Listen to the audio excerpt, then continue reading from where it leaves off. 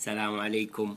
مساء الفل والإحساس والطيبة، وصباح الفل والإحساس والطيبة. اللي برا المملكة يتابعوني الحلوين، بعيدين فارق التوقيت.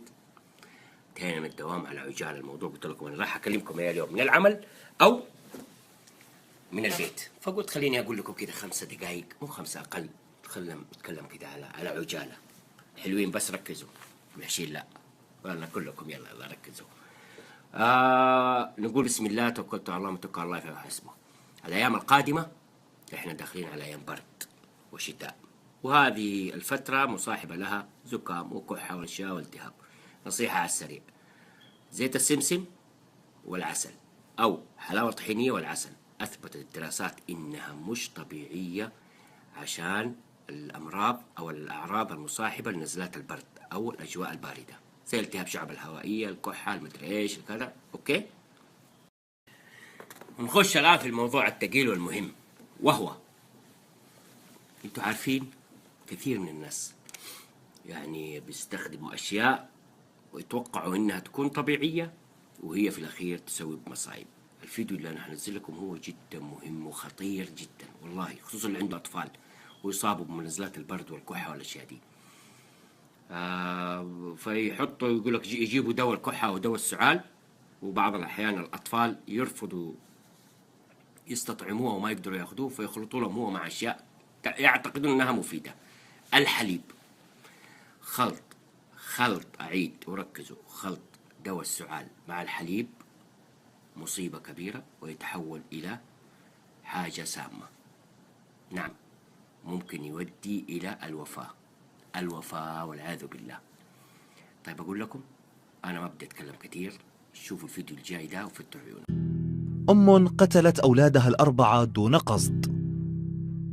أرادت الزوجة أن ينام أطفالها ال4 بهدوء وتنام هي، فقد كان 2 منهما مصابين بالكحة أي السعال، ولأن الأطفال لا يستسيغون طعم الدواء ويرفضون تناوله إلا بالإجبار، فخطر في بالها أن تعطيهم دواء الكحة أي السعال مع الحليب، فجلبت قنينة دواء السعال ووضعت منه قليلا مع الحليب، وأعطت كل واحد من أولادها ال4 ال2 المصابين بالسعال وال2 السليمان كوب حليب مع الدواء فشربوه. وجاء الأب بعد أن نام أولاده ال4 وكان متبقيا في آنية الحليب قدرا من الحليب، فأفرغته الأم في كوب وقدمته لزوجها ليشرب الحليب، وأعطت كل واحد من أولادها ال4 ال2 المصابين بالسعال وال2 السليمان كوب حليب مع الدواء فشربوه.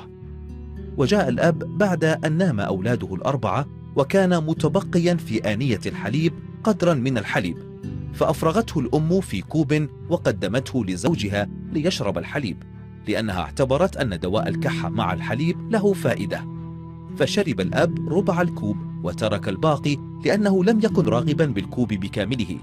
وإذا به وبعد مرور ربع ساعة أوجعته بطنه وذهب إلى الحمام، وعند خروجه قال لزوجته: مذاق الحليب متغير وفيه شيء غريب.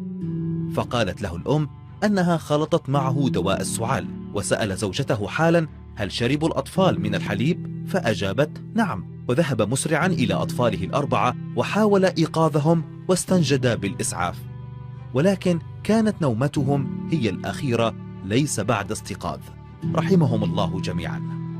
وبعد سؤال الأم وأخذ علبة الحليب وعلبة دواء السعال إلى المعمل الجنائي، وجدوا أن الحليب المجفف سليم وغير مسموم، وأيضا وجدوا سائل دواء السعال سليم وغير سام. وبعد متابعة الفحص الجنائي والتحقيقات والاستعانة بخبير صيدلاني بحسب نصيحة قسم الطبيب الشرعي للمعمل الجنائي، اتضح أنه لو أضيف دواء السعال إلى الحليب يتحول الحليب إلى سم قاتل. من تلك الحادثة إلى الآن والأم بحالة نفسية يرثى لها، قتلت أطفالها ال4 بيدها. واحذروا أنتم يا أصدقائي من إضافة أي دواء إلى أي مشروب، فربما يتحول إلى سم فتاك وقاتل تفقدون به فلذات قلوبكم. الرجاء نشر هذا الفيديو لكل من عنده أطفال، انشرها لتصل الفائدة لغيرك. أدوية السعال قاتلة بعد شرب الحليب أو قبله أو شربه مع الحليب. الله يحفظنا ويحفظكم ويحفظ عيالنا وعيالكم وعيال جميع المسلمين. شفتوا الفيديو؟ هيا ركزوا الله يرضى عليكم، خصوصا اللي عندهم أطفال. شغل القربعة وشغل حط ده على ده وأعطي عشان نغير الطعم، نو، يوك، ني، جميع اللهجات اللي أعرفها أقول لكم هي بابو، أي شيء. وصلت الفكرة؟ أحبكم، أذكروا الله وصلوا على النبي. واليوم خميس وفلوها، فلوها فلوها فلوها. أنا الواحد زي المجنون في العمل. يلا نستودعكم الله على أمل اللقاء بكم في أقرب سنة ممكنة. أذكروا الله وصلوا على النبي مرة ثانية. سلام يا حلوين، حلوين بس.